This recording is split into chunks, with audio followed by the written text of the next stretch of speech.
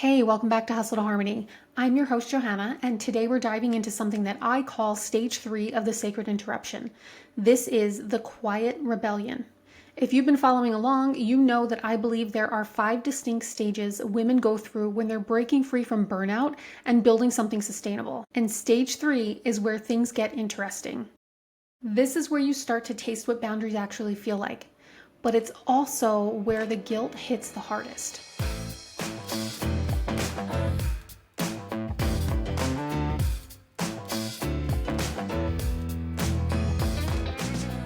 The quiet rebellion is that moment when you start to realize that maybe, just maybe, you don't actually have to do everything yourself. Maybe you don't have to say yes to every single request. Maybe you can rest without the world falling apart. It's quiet because you're not making big dramatic changes yet. You're not quitting your job, you're not firing all your clients, and you're not moving to Bali. Yet. Unless you want to. You're making these small, almost invisible shifts that feel revolutionary to you, but they might look like nothing to everyone else. Maybe you let an email sit in your inbox for an entire day before responding. Maybe you're going to delegate one small task to somebody else. Maybe you actually take a lunch break instead of eating at your desk.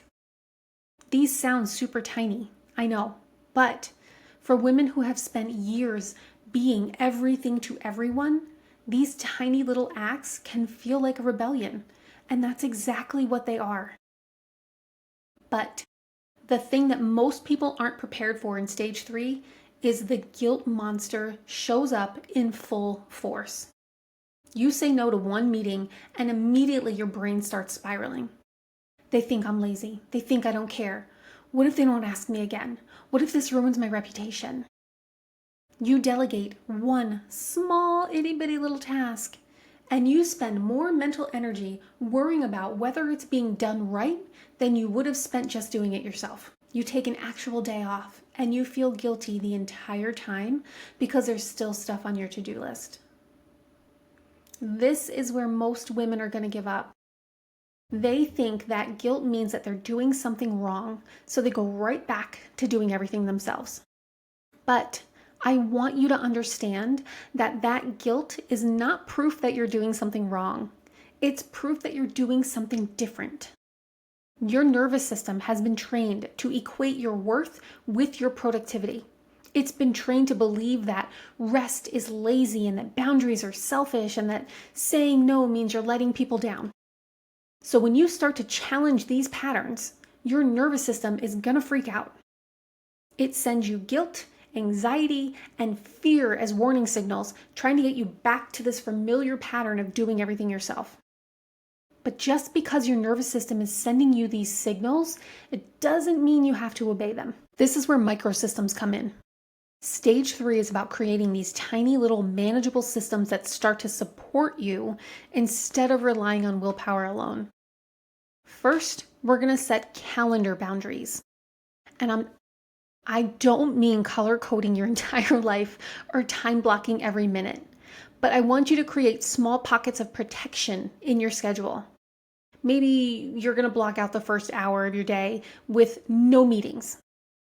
Maybe you're scheduling a 15-minute buffer between calls so you're not rushing from one thing to the next and you actually get to use the bathroom.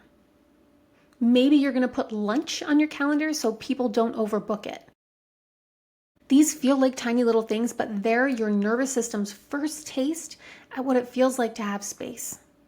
I personally don't do back-to-back calls, and I don't do meetings first thing in the morning, and I don't time block my entire calendar because I need that space. I want to know after a call that I'm going to have enough time to grab a snack, go to the bathroom, and get prepared for my next call.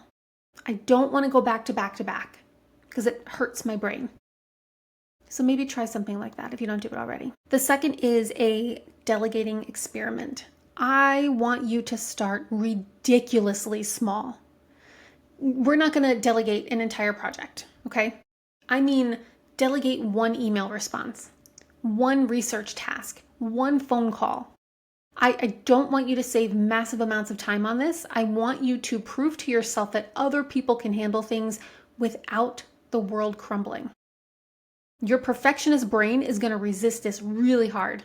It's going to tell you it's faster to do it yourself, that no one's going to do it right, that you just have to redo it anyway. And that voice is not trying to help you. It's trying to keep you trapped in this pattern of doing everything yourself. So fight the urge. Next, we're going to do a little energy triage. You have to learn to categorize your energy like you would categorize medical emergencies. Red is a true emergency and it needs your immediate attention, right? Something's literally on fire. Yellow is important, but it's not super urgent.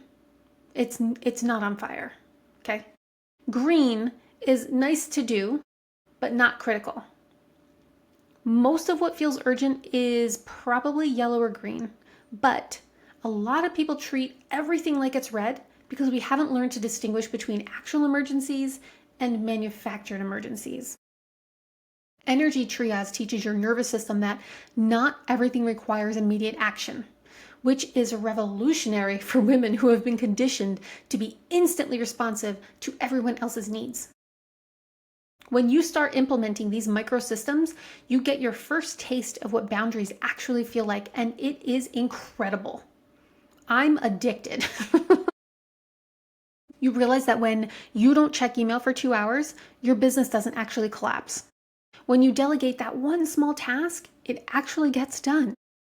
When you block out time for yourself, you have energy left over for things that actually matter. This relief is what I call the sacred interruption. It interrupts the pattern of constant doing, constant availability, constant sacrifice of your own needs. For the first time, maybe in years, you remember what it feels like to have space in your day, to feel energy in your body, and thoughts in your head that aren't just about what you need to do next. You need to know, though, that this relief will come with resistance. Your old patterns are going to fight back because your brain loves patterns. Your inner perfectionist is going to get louder. People around you might start to notice that you're not as instantly available as you used to be, and some of them won't like it. This is totally normal and it's totally expected. You are not doing anything wrong. What it means is that you're growing. It means you're changing, that you're starting to value your own time and energy as much as you value everyone else's. So let's talk about what to expect when you start your quiet rebellion, because there will be pushback. So there's this internal pushback, which is your brain. Your brain's going to try and convince you that these small changes are selfish, lazy, or unprofessional. And it's going to show you all the ways things could go wrong if you're not constantly vigilant and available. This is your nervous system trying to keep you in familiar territory. Thank it for trying to protect you and then do the thing anyway. It will get better. Then you're going to have external pushback.